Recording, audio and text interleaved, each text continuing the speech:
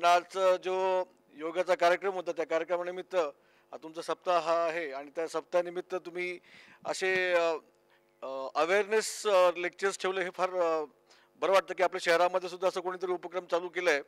याचं कारण असं आहे की आपण जर बघितलं तर माणसाचं लाईफ एक्सपेक्टन्सी वाढत आहे आणि त्या एक्सपेक्टन्सी वाढताना आपलं क्वालिटी ऑफ लाईफ चांगलं राहावं या दृष्टिकोनातून आपण जे योगाचा उपक्रम हाती घेतला आहे त्याने निश्चितच क्वालिटी ऑफ लाईफ वाढतं. आपण मोठमोठ्या व्याधींपासून याच्यापासून आपण दूर राहू शकतो. निश्चितच शास्त्राने पण हे प्रूव्ह केलेलं आहे आणि त्यानिमित्ताने सांगावंसं वाटतं की पूर्वी जसं माणसाचं जेव्हा भारताला स्वातंत्र्य मिळालं तेव्हा लाईफ एक्सपेक्टन्सी वॉज अराउंड म्हणजे आपण जर बघितलं तर 40-50 वर्षच माणसाचं आयुष्य असायचं.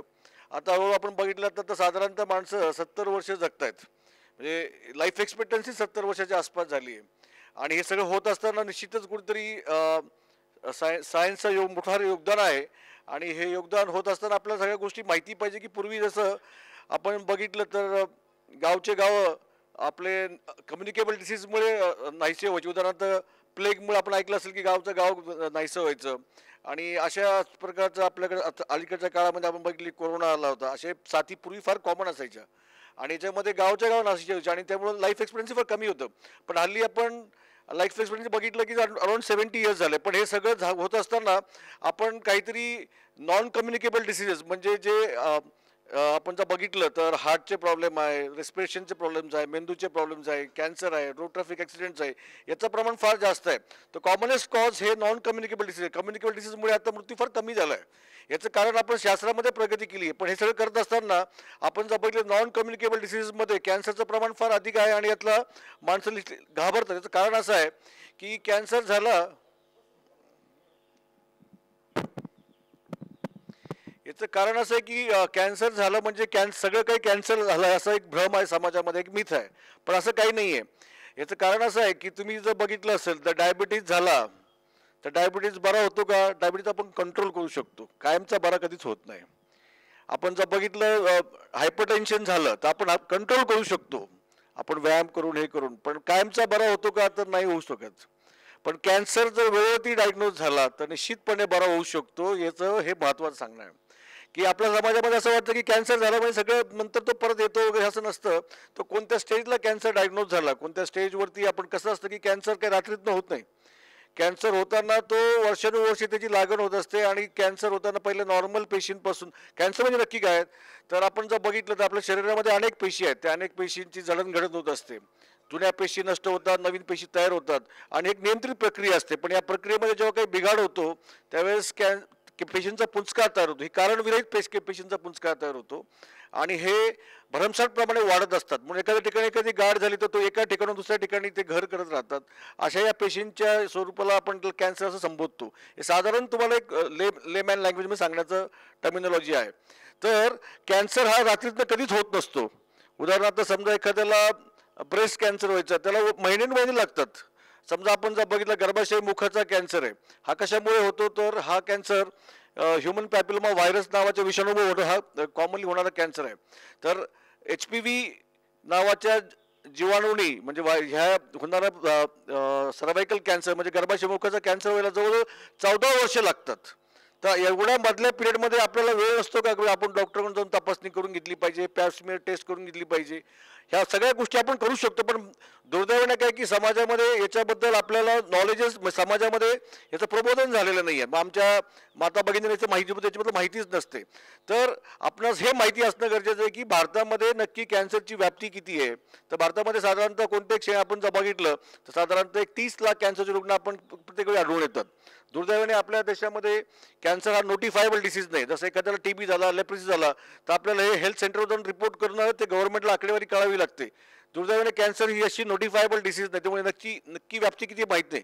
पण साधारणतः कोणत्याही क्षणी आपण जर बघितलं साधारणतः 30-1 लाख रुग्ण भारतामध्ये आढळून येतात. त्याच्यामध्ये दरवर्षी 10-15 लाख रुग्ण दरवर्षी त्यातून आपण एक्स्ट्रा त्याच्यामध्ये ॲड होत असतात आणि दरवर्षी आपण जर बघितलं तर 8 ते 10 लाख माणसांचा मृत्यू ह्या आजारामुळे होत असतो. हे सगळं सांगत असताना आपल्याला हे माहिती पाहिजे की कॅन्सरची कारणं काय आहेत. तर आपण जर बघितलं तर भारतामध्ये साधारणतः 70% कर्करोग हे प्रिव्हेंटेबल आहेत. म्हणजे काय की 70% कॅन्सर्स हे आपण टाळू शकतो. इन इंडिया म्हणजे आपण जर बघितलं भारतामध्ये 70% of cancers are preventable cancer. हे फार मोठी गोष्ट आहे. याचं कारण असं आहे, जर आपण जर कॅन्सरची कारणं बघितली त्याच्यामध्ये आपल्याला कळेल 40% कर्करोग हे तंबाखू सेवनाशी निगडित आहेत. म्हणजे काय की तंबाखू खाण्यामुळे, तंबाखू कोणतेही प्रमाण म्हणजे माध्यमातून तुम्ही घ्या, म्हणजे तुम्ही ती तंबाखूची तुम्ही, मला कोणाचं ब्रँडचं नाव घ्यायचं नाही, पण तंबाखू जे खातात, गुटखा असेल किंवा खैणी असेल किंवा स्मोकिंग असेल, कोणत्या पद्धतीने खा, याच्यामध्ये आपण जर बघितलं तर 40% कर्करोग भारतामध्ये जे आढळून येतात ते तंबाखू सेवनाशी निगडीत आहेत. जेणेकरून जिभेचा कर्करोग, गालाचा कर्करोग, जबड्याचा कर्करोग, घशाचा कर्करोग, अन्ननलिकेचा कर्करोग, फुफ्फुसाचा कर्करोग, श्वसननलिकेचा कर्करोग, मूत्रपिंडाचा, मूत्राशयाच्या, अशा 40 विविध अवयवांना कॅन्सरमुळे आपला ह्या तंबाखूमुळे कर्करोग होऊ शकतो. तर 40% of cancers are because of tobacco consumption. इतकं मोठं प्रमाण आहे. मग तुम्ही म्हणाल की भारतामध्ये याचं व्याप्ती किती, तर फार मोठी आपल्याला माहिती. आपण बघितलं तर आपल्या शेजारी पाजारी, आपल्या नातेवाईकांमध्ये, आपल्या म्हणजे समाजामध्ये फार लोक तंबाखूचं सेवन करत असतात. भारतामध्ये जवळजवळ 25 कोटी लोक तंबाखूचं सेवन करत असतात, तर महाराष्ट्रामध्ये जवळजवळ 2.5 कोटी लोक तंबाखू सेवन करत असतात. तर याचं प्रमाण इतकं, याची व्याप्ती इतकी आहे, म्हणून सांगणं महत्त्वाचं आहे की 40% कर्करोग हे तंबाखू सेवनाशी निगडीत आहेत. त्यानंतर आपण जर बघितलं तर 15% कर्करोग हे जीवनशैलीशी निगडीत आहेत. म्हणजे उदाहरणार्थ स्थूलपणा, ओबेसिटी, लॅक ऑफ एक्झरसाइज म्हणजे व्यायाम न करणं. उदाहरणार्थ आता आपण जर बघितलं तर ब्रेस्ट कॅन्सरचं प्रमाण वाढत चाललंय स्त्रियांमध्ये. याचं कारण बेसिकली हे स्थूलपणा आहे, एक्झरसाइज होत नाहीये. त्याचप्रमाणे आपण जर बघितलं तर पुरुषांमध्ये प्रोस्टेटचे कॅन्सर्स वगैरे. तर त्या दृष्टिकोनातून आपला योग सप्ताह मला निश्चितच फार आनंदाची गोष्ट वाटते की आपल्या शहरामध्ये असे स्तुत्य उपक्रम आहेत जेणेकरून आपली जीवनशैलीमध्ये कुठेतरी बदल होत असेल तर हे जे जीवनशैलीशी निगडीत कॅन्सर्स आहे त्याचं प्रमाण निश्चितच कमी होऊ शकतं. फार मोठी गोष्ट आहे. त्याचप्रमाणे आपण जर बघितलं तर 15% कर्करोग हे जंतू संसर्गामुळे होतात. म्हणजे आत्ताच सांगितल्याप्रमाणे गर्भाशय मुखाचा कर्करोग हा हायजीन चांगलं नसल्या कारणाने HPV इन्फेक्शन झाल्यामुळे होतो.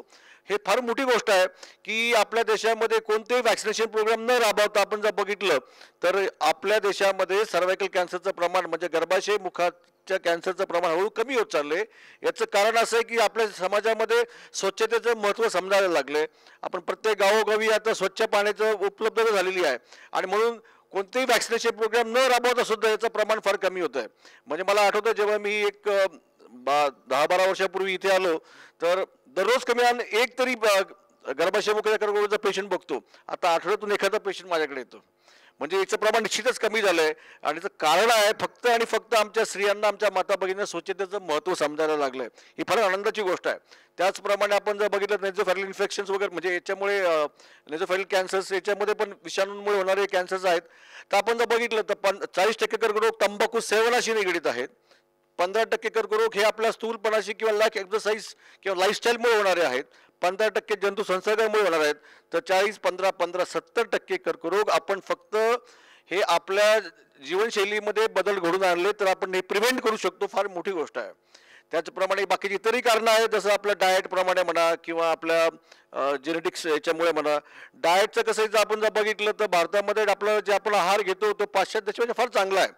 म्हणजे जर आपण बघितलं पाश्चात्य देशामध्ये मोठ्या आतड्याचा कर्करोग हा फार जास्त प्रमाणात आढळून येतो.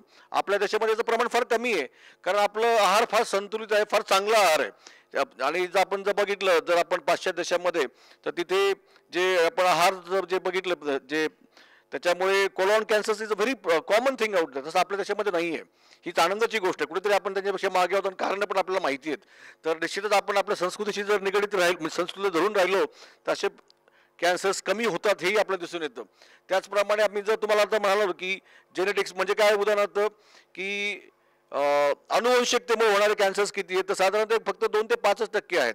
म्हणजे आपण बघितलं तर आपण जेव्हा ब्रेस्ट कॅन्सरची समजा एखादी रुग्ण आपल्याकडे आलं तर आपण त्यांना विचारतो तुमच्या घरामध्ये कोणाला कर्करोग होता का. मग आपण आईचा होता का, मावशीला होता का, आजीला होता का. हे आपण मॅटर्नल हिस्ट्रीला जास्त महत्त्व देतो. त्याचप्रमाणे आपण पॅटर्नल हिस्ट्रीला पण तेवढंच महत्त्व द्यायला पाहिजे. म्हणजे वडिलांच्या बहिणीला म्हणजे आत्याला होता का, वडिलांच्या आईला होतं का, अजून म्हणजे ती पण हिस्ट्री महत्त्वाची आहे. तो दोन्ही बाजूचा कौटुंबिक इतिहास महत्त्वाचा असतो, हे महत्त्वाचं आहे. असे आपण जर बघितली कॅन्सरची कारणे आहेत आणि कारणांमध्येच आपल्याला तो कॅन्सरचा प्रतिबंधाचा उपाय आपल्याला दिसून येतो. म्हणजे प्रतिबंध करू शकतो, हे महत्त्वाचं आहे. हे सगळं सांगत असताना मी कोणाला इथे म्हणजे घाबरवण्यासाठी आलो नाही, पण आपल्या जीवनशैलीमध्ये आपण डोकावून बघितलं पाहिजे. आपल्याला कॅन्सरच्या चाहूल म्हणजे म्हणतो चाहूल आपल्याला दिसली पाहिजे, त्याच्या पाऊल खुणा दिसल्या पाहिजे. म्हणजे कॅन्सर होण्याच्या त्याच्या पूर्वावस्थेमध्येच, आणि जर दुर्दैवाने एखाद्याला कॅन्सर झालाच तो पहिल्या दुसऱ्या स्टेजमध्ये जर कळाला तर त्याला फार चांगल्या प्रकारे उपचार करून आपण त्या कॅन्सरवरती विजय मिळू शकतो. हे ह्या योग सप्ताहाच्या मी तर सांगण्यासाठी मी इथे आलो आहे. याचं सांगत असताना तर आपण प्रत्येक कर्करोग हा थोड्या वेगळ्याच अंगाने बघितला पाहिजे. उदाहरणार्थ मी पहिला जो घेतो तो तंबाखूशी निगडीत कॅन्सर, कारण आपल्या समाजामध्ये आढळलेला हा फार कॉमन कर्करोग आहे. मी आता असं म्हणत नाही की इथे समोर बसलेल्या माझ्या माता भगिनींना किंवा वडीलधाऱ्या माणसांना कोणाला तंबाखूचं व्यसन असेल किंवा आहे किंवा होतं, पण काय की आपल्या समाजामध्ये जे तंबाखू खाण्याचं जे प्रमाण आहे ते स्मोकिंगपेक्षा ते तंबाखू चोळून खाणे आणि तोंडात ठेवणे फार कॉमन आहे, खास करून गुटखा कुमारांमध्ये. आणि आपण जे वडीलधारी माणसं इथे बसलोय तर आपण बघायला पाहिजे की आपल्या घरामध्ये जे लहान मुलं आहेत ते कॉलेजवयीन जीवनामध्ये प्रवेश करतात त्यावेळेस ते कोणाबरोबर राहतात हे फार महत्त्वाचं आहे. त्यांची संगत कोणाबरोबर महत्त्वाचं आहे, कारण ती संगत बहुधा तंबाखूचं व्यसन शाळेत किंवा किशोरवयीन वयामध्ये जडतं, उदाहरणार्थ कॉलेजमध्ये जडतं. त्यावेळेस त्याच्याकडे लक्ष देणं फार गरजेचं आहे. आपण फक्त मुलांना जन्म देऊन शाळेत पाठवून आपलं कर्तव्य संपत नाही, तर चांगल्या जीवनशैलीला त्याला म्हणजे कटिबद्ध राहणे सुद्धा आपली तेवढीच मोठी जबाबदारी असं मला वाटतं. कारण आम्ही जे बघतो की तंबाखूचं व्यसन जे जडतं ना ते किशोर म्हणजे कॉलेज जीवनात जडतं, त्याचं लग्न वगैरे होतं, त्याला मुलं बाळ होतात, आणि जेव्हा मुलं 4-5 वर्षाचे आता असतात ना त्यावेळेस त्याला तो कॅन्सर जडतो, आणि मग तो हातात तसं बारकंसं मूल किंवा मुलीला हातात घेऊन येतो, आणि ती मुलगी म्हणते माझ्या बाबाला काय झालं बघा ना जरा. किती विदारक चित्र आहे. जेव्हा खांद्यावर तुमची प्रपंचाची जबाबदारी येते त्यावेळेस तुम्ही ते कॅन्सरला इतकं म्हणजे इतक्या मोठ्या आरोग्य म्हणजे आजाराला निमंत्रण देतात, त्यावेळेस तुमच्यावर खरी जबाबदारी असते, तुम्हाला कुटुंबाला वाढवायचं असतं. त्यावेळेस you become a liability not only for your kids, पण तुम्ही तुमच्या म्हाताऱ्या आईवडिलांना सुद्धा लायबिलिटी बनलेले असतात. तर हे कुठेतरी टाळण्यासाठी आपण आपल्या मी भगवानजी फुलसौंदर्याने विनंती करतो की तुमच्या माध्यमातून तुम्ही आजूबाजूच्या कॉलेजमध्ये शाळेमध्ये सुद्धा असा उपक्रम नक्कीच घ्या, जेणेकरून हे व्यसन जडण्याच्या आधी त्यांना त्याच्यापासून परावृत्त केलं गेलं पाहिजे. खास करून हे महत्त्वाचं राहील. याचं कारण असं आहे, जर आपण बघितलं जर 1000 मुलांना जर तंबाखूचं व्यसन कॉलेज जीवनामध्ये लागले असेल तर त्याच्यापैकी जवळजवळ 500 लोक तरी त्या तंबाखूमुळे मृत्युमुखी पडतात. याचं कारण असं आहे, फक्त ते कॅन्सरमुळे असं मी बिलकुल म्हणणार नाही, पण त्याच्यामुळे त्यांना रक्तवाहिन्याचे विकार होतात, त्याच्यामुळे त्यांना डायबिटीज म्हणजे हायपरटेन्शनचे आजार होतात, त्यानंतर त्यांना रेस्पिरेटरी प्रॉब्लेम्स होतात, मेंदूचे विकार होतात, आपण जे बघतो स्ट्रोक पॅरालिसिस वगैरे हे सगळं त्याच्याशीच निगडीत आहेत. तर इतकं याचं भयावह चित्र आहे. आता जर कॅन्सर संबंधित सांगायचं झालं तर समजा एखाद्या माणसाला कॅन्सरचं म्हणजे मी तसं म्हटलं कॅन्सर काही रात्रीतनं होत नाही. तंबाखू खाणाऱ्या माणसाला आतमध्ये भरपूर बदल घडत असतात. मी म्हणलं की भारतामध्ये जवळ 25 कोटी लोक तंबाखू सेवन करतात, महाराष्ट्रामध्ये 2.5 कोटी लोक तंबाखू सेवन करतात. तर ते तंबाखू खाणारे काही ना काहीतरी चिन्ह तर आपल्या म्हणजे सायन्स अँड सिम्पटम्स येणार ना. तर अशा वेळी जे तंबाखू खातात अशा लोकांनी सकाळी स्वच्छ सूर्यप्रकाशामध्ये चूळ भरायची, तोंड उघडायचं, आरसा समोर ठेवायचं, तोंड उघडून बघायचं. फक्त 4 गोष्टी बघायच्यात. तोंडामध्ये कुठे पांढरा चट्टा आहे का, त्याला ल्युकोप्लेकिया म्हणतो. तोंडामध्ये कुठे लाल चट्टा आहे का, तोंड पूर्णपणे उघडत नाहीये का, म्हणजे आतमध्ये लवचिकता कमी होते का, आणि जर एखादी जखम असेल ती जखम भरत नाही का. मी पुन्हा सांगतो, तोंडामध्ये कुठे पांढरा चट्टा आहे का, कुठे लाल चट्टा आहे का, तोंड पूर्णपणे उघडत नाही, आणि एखादी जखम आहे का, ह्या 4 गोष्टी जर कुठे असतील तर निश्चितच आपण जवळच्या डॉक्टरकडे जाऊन आपला संपर्क केला पाहिजे. हे फार महत्त्वाचं आहे. असं काही असलं मी तुम्हाला कॅन्सर आहे असं बिलकुल म्हणणार नाही, पण ती कॅन्सरची पूर्वावस्था असू शकते. कॅन्सरची पोस्ट म्हणजे कॅन्सरची आधीची पायरी. मग अशा वेळी आपण त्या कॅन्सरच्या पूर्वावस्थेमध्ये एखाद्या आजाराला आटोक्यात आणलं तर कॅन्सर होण्याचा प्रश्नच उद्भवत नाही. म्हणजे कॅन्सर तसं रात्रीतनं होत नाही. तसंच कॅन्सरची पूर्वावस्था जर आपल्याला माहिती असेल तर आपण निश्चितच त्याच्यावरती प्रभावी उपचार करून तो कॅन्सर होण्याच्या आधीच असलाच एखाद्या कॅन्सर तर पहिल्या दुसऱ्या स्टेजमध्ये जर निदान करून त्याच्यावर प्रभावी उपचार करून आपण त्या आजारावर अटकाव करू शकतो. आता मला थोडंसं उपायाबद्दल पण बोलण्याचं सांगितलं आहे. तर एखादा समजा कॅन्सर झालं, समजा मुखाचा कर्करोग आहे, म्हणजे जबड्याचा तोंडाचा कर्करोग आहे. पूर्वी काय असायचं, अशा मोठ्या मोठ्या सर्जरीचे चित्र आपण बघायचो, आणि आताही काही काही सर्जरी अशा मोठ्या कराव्या लागतात, नाही असं नाही आहे, ज्याच्यामध्ये कॉस्मेटिकली आपण चांगलं दिसत नाही. पण हल्ली ना आपण जर बघितलं तर ज्या स्टेजमध्ये कॅन्सर डायग्नोज झाला, उदाहरणार्थ समजा आपल्याला एखाद्या जिभेचा कर्करोग झाला आहे तर ती जीभ काढावी लागायची. आता आपण ती जिभेची पुनर्रचना करू शकतो. आता आपण त्या माणसाला जिभेची ठेवण तशीच देऊ शकतो. एखादा जबडा काढला त्या केसमध्ये आपण फ्री फ्लॅप सर्जरी करून तो जबडा आपण पायाचं इथलं खालचं हाड घेऊन त्या हाडाची पुनर्बांधणी करून त्याच्या चेहऱ्याची ठेवण आपण तशीच ठेवू शकतो. कॅन्सर बरा करणं हा आजकालचा फक्त उद्देश नाही आहे, तर त्याचबरोबर त्याची क्वालिटी ऑफ लाईफ म्हणजे इट इज लाईक आपण म्हणतो ना, म्हणजे कॅन्सर ट्रीटमेंटमध्ये फक्त adding years to life is not important, adding life to years is equally important. म्हणजे काय, त्याला त्याचं आयुष्य परत देताना त्याची क्वालिटी ऑफ लाईफ देणं महत्त्वाचं आहे. म्हणून त्या दृष्टिकोनातून आजकाल कॅन्सर शस्त्रक्रिया सुद्धा तेवढ्याच प्रगत झालेल्या आहेत, हे तितकंच महत्त्वाचं आहे. त्याच्यामुळे एखादा कॅन्सर झाला की ते फार मोठी सर्जरी लागेल, आपला चेहरा विद्रूप होईल म्हणून लोक काय होतं, घाबरतात. दे गो इन फेज ऑफ डिनायल. मग अशा वेळी काय होतं की आपण ते ॲक्सेप्टच करत नाही की एखाद्या आपल्याला किंवा त्या रुग्णाला की मला कॅन्सर झाला, म्हणून तो एका डॉक्टरांकडे दुसऱ्या डॉक्टरांकडनं, एका गावातून दुसऱ्या गावात, दुसऱ्या गावातून तिसऱ्या गावात परत पाठीमागं फिरून होतो. त्यावेळेस तो आजार वाढलेला असतो. कृपया अशा गोष्टी होऊ द्यायला नाही पाहिजे समाजामध्ये. वेळेवरती उपचार घेणं गरजेचं आहे. आणि कोणतीही ट्रीटमेंट घेताना there is something called as evidence based medicine. म्हणजे ती जी ट्रीटमेंटची प्रणाली आहे ती एव्हिडन्स बेस असली पाहिजे. कोणतेही फक्त अमुक एका ठिकाणी अशी गोष्ट चालते मग तिथे नंबर लावायचा आणि त्या गोष्टीने आपला वेळ वाया जातो, याच्या आपल्याकडे काही होत नाही. It should be evidence based medicine. हे फार महत्त्वाचं आहे. म्हणजे उदाहरण बसलो आपण आज इथे नगरमध्ये नक्षत्र लॉन्समध्ये बसून मी तुम्हाला एखादी ट्रीटमेंट सांगितली, तीच न्यूयॉर्कमध्ये MSKCCमध्ये ट्रीटमेंट सांगण्याची पद्धत असली पाहिजे. हे कारण हे ग्लोबल चित्र आहे, याच्यामध्ये थोडे लॉजिस्टिक डिफरन्स असू शकतात, पण ह्या आजाराला ही ट्रीटमेंट लागते. जागतिक सिद्धांत असतात काही, त्याचप्रमाणे चालावं लागतं. म्हणून इकडे तिकडे अल्टरनेटिव्ह पाथवे नसतात. त्यामुळे आपल्याला एव्हिडन्स बेस्ड मेथडनीच चालायला पाहिजे. हे सगळ्यात महत्त्वाचं आहे, खास करून कॅन्सरमध्ये. कारण हल्ली तुम्ही बघता की आपण जर बघितलं, जसं मी टाटा मेमोरियल हॉस्पिटलमध्ये 6-7 वर्ष होतो, तिथे जी ट्रीटमेंट सांगितली तीच आपण इथे सांगतो. पण काय असतं की आपल्याला ते डायव्हर्ट करण्यासाठी तुम्ही बघता की भरपूर माध्यमातून वेगवेगळ्या पद्धतीचे ॲडव्हर्टाइजमेंट्स येतात, काहीतरी असतं, पण ते निश्चितच एव्हिडन्स बेस्ड आहे की नाही याच्या अंतर्मुख होऊन आपण स्वतः विचार करणं गरजेचं आहे. हे तितकंच महत्त्वाचं. नाही तर काय होतं, डायव्हर्ट झाले की तो आजार वाढत जातो, हे फार महत्त्वाचं आहे. त्याचप्रमाणे हे सांगितलं मी तंबाखू संबंधित कॅन्सरची. आता इथे काही आमच्या माता भगिनी बसल्यामुळे हा विषय घेणं महत्त्वाचं आहे की आजकाल स्त्रियांमध्ये कोणता कर्करोग आढळून येतो, खास फार कॉमनली. पूर्वी गर्भाशय मुखाचा कर्करोग आमच्या अहमदनगर जिल्ह्यामध्ये फार जास्त होता. आता त्याचं प्रमाण मी सांगितल्याप्रमाणे फार कमी होत चाललं आहे. आणि फक्त क्रेडिट हे आमच्या सर्व माध्यमांना असेल, आमच्या गव्हर्नमेंट एजन्सीजला असेल, NGOजला असेल, स्वच्छतेचं महत्त्व पटल्यामुळे याचं प्रमाण कमी होत चाललं आहे. पण आता प्रमाण कसलं जास्त आहे तर ब्रेस्ट कॅन्सर म्हणजे स्तनाचा कर्करोग. पाश्चात्य देशामध्ये याचं प्रमाण फार जास्त आहे. तिथे दर 8 स्त्रियांमागे एका स्त्रीला याचा कर्करोग, स्तनाचा कर्करोग होऊ शकतो. तर आमच्या देशामध्ये शहरी भागांमध्ये दर 22 स्त्रियांमागे एका स्त्रीला हा कर्करोग होऊ शकतो, इतकं याचं प्रमाण आहे. तर स्तनाचा कर्करोग आपण जर बघितलं तर हा उदाहरण मी तुम्हाला सांगायचं झालं तर कॅन्सरबद्दल काय असतं की आपण एखादी, मी जनरल एक सांगतो, कॅन्सरबद्दल एखादी माहिती चालू असते, TV वरती चॅनलवरती काहीतरी चालू असतं, एक पेपरमध्ये काहीतरी असते माहिती, आपण काय करतो ते पान पलटून घेतो, आपण त्याला आपला काही संबंध नाही, आपण ते पलटून घेतो, चॅनल लगेच स्विच ऑन करतो, ओव्हर करतो, आपला काही संबंध नाही याच्याशी. असं कधीच नसतं. काय असतं, nobody on the earth can beat on chest I won't have cancer in my life time. जगामध्ये कोणताही माणूस छातीवरती हात ठेवून सांगू शकत नाही की मला कॅन्सर कधी आयुष्यात होणार नाही. कॅन्सर जगामध्ये कोणालाही होऊ शकतो, irrespective of caste, religion, sex, whatever amount of money आहे. जगामध्ये तुमच्याकडे कितीही पैसा असो, तुम्ही काहीही असो, हा आजार कोणालाही होऊ शकतो. फक्त तो आजार होण्याच्या आधी त्याच्या पूर्वावस्थेमध्ये किंवा पहिल्या दुसऱ्या स्टेजमध्ये ओळखता आलं तर आपण त्या आजारावरती निश्चित विजय मिळू शकतो, हे महत्त्वाचं आहे. म्हणून त्या दृष्टिकोनातून आपल्याला कोणत्याही आजाराबद्दल माहिती असणं गरजेचं असतं. खास करून आमच्या स्त्रियांमध्ये काय असतं की एक न्यूनगंड असतो, स्तनामध्ये कधी गाठ असते, मग ती कशी सांगायची. जोपर्यंत मुलगी माहेरी येत नाही तोपर्यंत संवादच साधला जात नाही. किंवा एखाद्या सासूला सुनेला सांगायचं कसं हा मोठा प्रश्न असतो. आणि यात काय होतं, दिवस निघून जातात. याच्यात जोपर्यंत मुलगा कुठे सर्व्हिसला असतो तो घरी येत नाही तोपर्यंत सांगायचं कसं हा विषय असतो.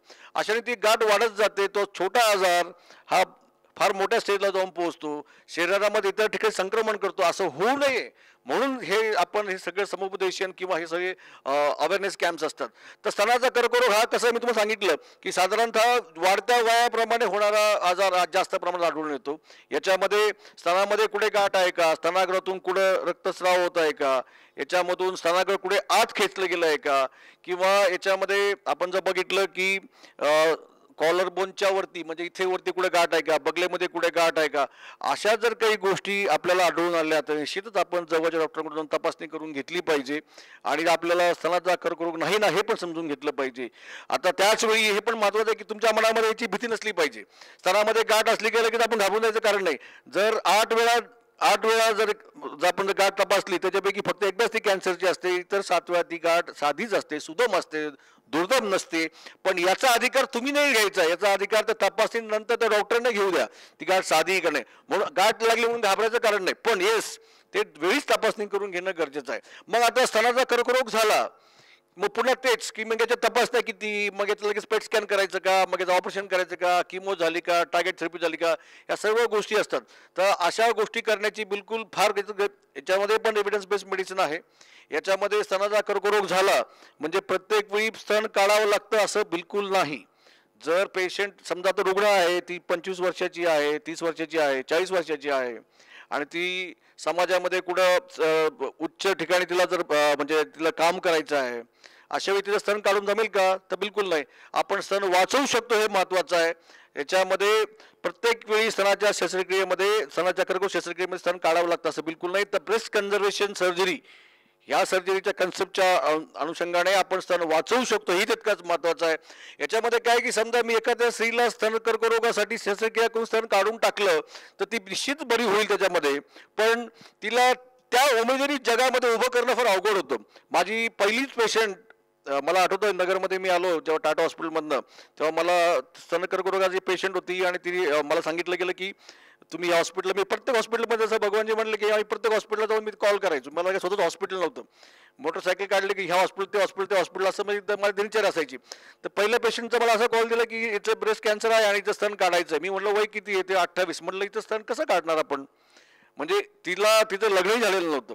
तर आम्ही आमच्या त्या नवीन पद्धतीने आपण तिचं स्तन ब्रेस्ट कन्झर्वेशन सर्जरी केली, त्याच्यामध्ये थोडंसं रिकन्स्ट्रक्शन केलं, ती स्तनाची पुनर्रचना पण केली आणि तिला त्याच्यानंतर किमो झालं, रेडिएशन झालं.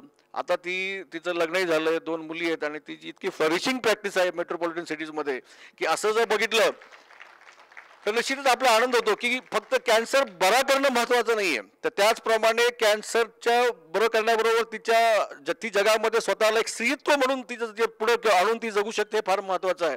म्हणून आपल्याला कोणतेही याच्यामध्ये उदाहरणार्थ गर्भाशय मुखाचा कर्करोग झाला तर आता स्त्रियांमध्ये हा एक कर्करोग फार कॉमन आहे. आता पूर्वी काय असायचं की आता नवीन जे शास्त्रज्ञ म्हणजे शास्त्राचे शोध लागलेत की याच्यामध्ये असं आढळून आलं की प्रत्येक ठिकाणी ट्रायल्स केले जातात, ही प्रक्रिया चांगली की ही प्रक्रिया चांगली. आपण जर बघितलं की गर्भाशय मुखाच्या कर्करोगामध्ये पूर्वी लॅप्रोस्कोपिक सर्जरी, रोबोटिक सर्जरी हे सगळ्या फार मधल्या काळामध्ये फार यांचं प्रमाण वाढत गेलं. पण हल्लीच्या जे अमेरिकेमधले जे मोठे सेंटर्स आहेत त्याच्यामध्ये आज आढळून आलं की गर्भाशय मुखाच्या कर्करोग शस्त्रक्रियेमध्ये open surgery is the best surgery because it give the best result. म्हणून आता जर बघितलं तर त्या शस्त्रक्रियेमध्ये तुम्हाला ओपन सर्जरी पहिली ॲडवाइस केली जाते, लॅप्रोस्कोपिक किंवा रोबोटिक नाही. ह्या गोष्टी शास्त्र आपल्याला सांगतं की ही बेस्ट आहे का ती बेस्ट आहे, आणि काय ढोबळ असं नसतं.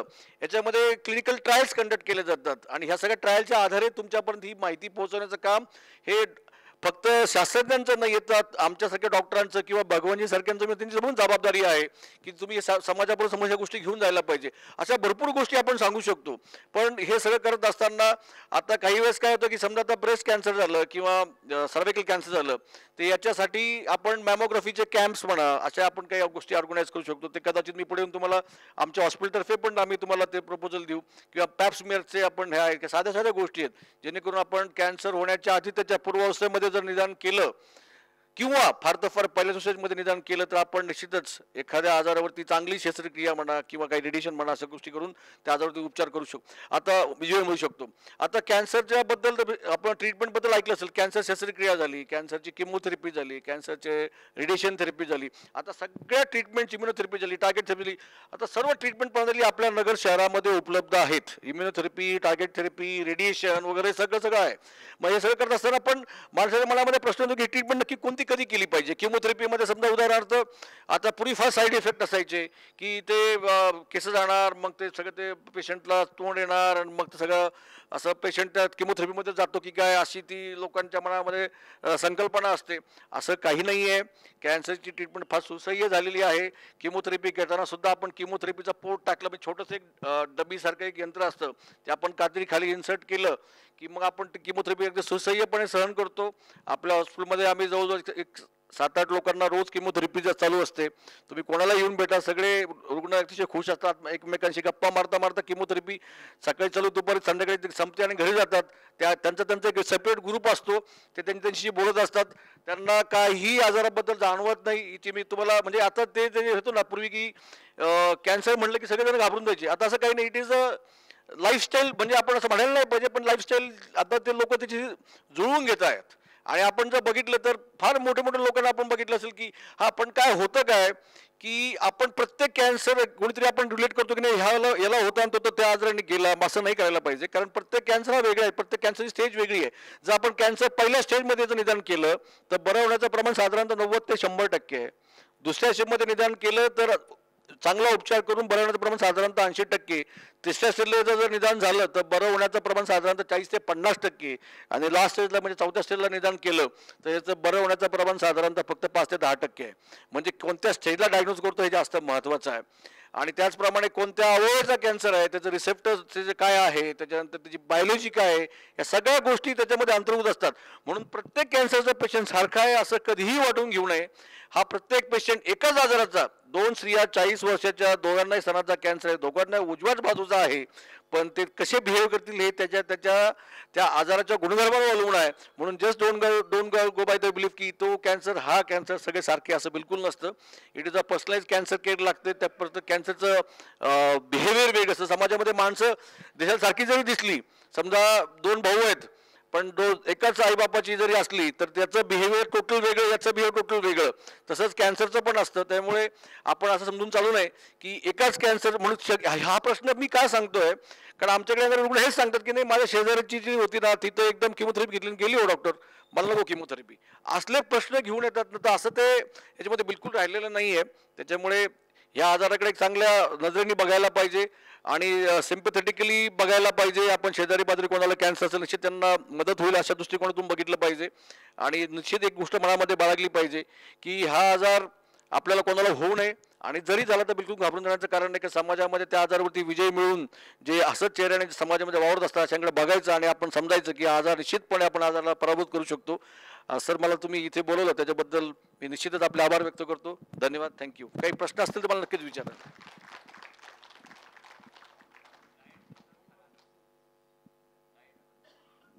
डाएट बद्दल सर, आपला जो आहार आहे ना, समजा कसं आहे, फास्ट फूड्स वगैरे हे जे पाश्चात्य देशामध्ये आहेत याच्यामुळे होणारे ते कोलॉन कॅन्सर्स फार कॉमन आहेत. आपल्यामध्ये संतुलित आहार आहे आणि तुम्ही जर बघितलं की आपलं हाय फायबर डाएट आहे, फार चांगली गोष्ट आहे. बाकी देशांमध्ये असं नसतं. त्यामुळे आपण बघितलं तर आपल्याकडे समजा शौचालयाला आपण जातो, आपण जर बघितलं तर आपलं साधारणतः आपण एक दिवसातनं एकदा तरी शौचालयाला जातो, कारण आपलं हाय फायबर डाएट आहे. ते जर आपण पाश्चात्य देशामध्ये ते त्यांच्याकडे 3 दिवसातनं एकदा झाली तरी त्यांना ते समाधान असतं, कारण त्यांची ती पद्धत आहे. त्याच्यामध्ये त्यांना कोणाचा दोष असं म्हणून नाही, पण that is they are okay with it. आपल्याकडे तसं नाही आहे. आपण जे हाय फायबर डाएट खातो ना ते फार चांगलं आहे, ही चांगली गोष्ट आहे. आणि ते आपल्याला पण आता आपण काय बघतो, आपले लहान जनरेशन, आता मी तुम्हालाच काय, मी माझ्या स्वतःच्या घरात बघतो, माझ्या मुलीला ते काय मधल्या काळामध्ये फक्त ते फास्ट फूड, बर्गर मागव, हे मागव, ते मागव, आपण ते लाडाच्या पोटी करतो, हळूहळू त्यांना सवय लागून जाते. त्या गोष्टी टाळल्या पाहिजे. भाजी पोळी आपली सगळ्यात बेस्ट आहे एवढं धरून चालायचं, म्हणजे बिकॉज ते नंतर त्याचं व्यसन, म्हणजे त्यांना ॲडिक्शन लागतं. आणि मग कॉलेजला गेलं की तेच खात बसतात मुलं. ते सुद्धा आपण टाळलं पाहिजे. आनंद असतो आपल्याला मुलांना, हे खवगोल ते खवगोल, पण हे कुठेतरी पाळलं पाहिजे. सर, तुम्ही जो काय सांगितलेला मुद्दा तो निश्चितच चांगला आहे.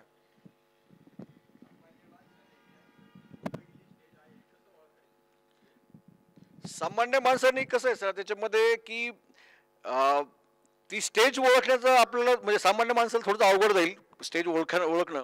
पण तो आजार कॅन्सर असू शकतो या दृष्टिकोनातून आपण विचार केला गेला पाहिजे. तुम्ही जे सांगितलेलं आहे की उदाहरणार्थ काय काय गोष्टी आपण बघितल्या पाहिजे. जसं मी सांगितलं, एखाद्या ठिकाणी कुठे तोंडामध्ये कुठे जखम आहे का, ती जखम बरी होत नाहीये, खोकला आलाय, तो खोकलाही सारखा खोकला आहे, कदाचित ज्याला टीबी म्हणून डायग्नोज केलं पण तरी बरा होत नाहीये, कोणत्याही मार्गातनं स्राव होत असेल किंवा असामान्य स्राव होत असेल किंवा रक्तस्राव होत असेल, मग तो नाकातून असू द्या, तोंडातून असू द्या, कानातून असू द्या, योनी मार्गातून असू द्या, संडास मार्गातून असू द्या, लघवी मार्गातून असू द्या, कोणत्याही मार्गातून होणारा रक्तस्राव हा चांगला नाही. त्याचप्रमाणे वेळोवेळी अपचन होतंय, एकसारखी उलटी होते, ही गोष्ट चांगली नाही आहे. त्याचप्रमाणे शौचालय किंवा लघवीमध्ये काही बदल असेल, कधी कधी पातळ संडास होते, कधी कधी एकदम घट्ट होते, असं काही होते का, हे महत्त्वाचं आहे. अंगावरून पाळी बंद झाल्यानंतर, म्हणजे रजोनिवृत्ती येऊन गेल्यानंतर अंगावरून जातं, म्हणजे पाळीला सारखं पाळीनंतर सुद्धा अंगावरून जातं, ह्या अशा काही गोष्टी आहेत. या सगळ्या गोष्टी याच्यातनं आपल्याला इंडिकेट करतं की you might be having some abnormal science and symptoms and you need to consult a doctor. हे सगळ्यात महत्त्वाचं आहे. मी तेच हे अधोरेखित करत होतो की सारखं सारखं अपचन, उलटी होणं, किंवा आपल्या जीवनशैलीमध्ये आपल्याला माहिती आहे की आपल्याला दिवसातनं 2दा शौचालयाला जायचं असतं किंवा एकदा जायचं असतं, त्याच्यामध्ये काही बदल झाला की म्हणजे एकसारखं जावं लागतंय किंवा त्याच्यामध्ये कॉन्स्टिपेशन सारखं सारखं होतंय. अशा ज्या काही गोष्टी आहेत त्या आपल्या जीवनशैलीमध्ये काय बदल ते आपल्याला निश्चितच त्या दृष्टीने इंडिकेट करतात. हां, ते तुमचा प्रश्न फार महत्त्वाचा आहे, की निश्चितच आपण याचा ह्या दृष्टिकोनातून विचार करू शकतो. म्हणूनच तर आजकाल ऑर्गॅनिक फूडचा जे विषय आहे, तो फार मोठ्या प्रमाणात आला आहे आणि त्याच्यामध्ये कोणतं केमिकल यूज करता याच्याशी संबंधित तो कॅन्सर असू शकतो. आजकाल तर काय मी तर ऐकलं की दूध जास्त येण्यासाठी पण इंजेक्शन्स दिले जातात आणि दुधात तर म्हणजे most adulterated item in our country is milk आणि जे आपण लहान मुलांना फार आवडीने त्यांना खाऊ घालतो, खाऊ पिऊ घालतो. तर निश्चितच ह्या गोष्टींकडे आपण लक्ष दिलं पाहिजे. Anything which is adulterated is going to be a carcino म्हणजे it can be have carcinogenic potential, पण त्याबद्दल निश्चित कोणतं केमिकल वापरलं याच्याविषयी निगडीत असेल असा त्याचा विषय आहे. साधी गोष्ट आहे सर, तंबाखू सेवनाशी निगडीत कॅन्सर का होतो किंवा स्मोकिंगमुळे तंबाखू का होतो? तर स्मोकिंगमध्ये देर आर 4000 कंबशन प्रोडक्ट्स म्हणजे एका धुरामध्ये 4000 कंबशन प्रोडक्ट असतात, ज्यांनी एका एका प्रॉडक्टचं ते दुष्परिणाम होऊ शकतात, इतके त्याचं प्रमाण जास्त आहे. त्याच्यामुळे निश्चितच कोणतेही केमिकल्स वगैरे याच्याबद्दल सुद्धा अभ्यास करूनच तो वापरलं गेलं पाहिजे. अतिप्रमाण नसलं पाहिजे.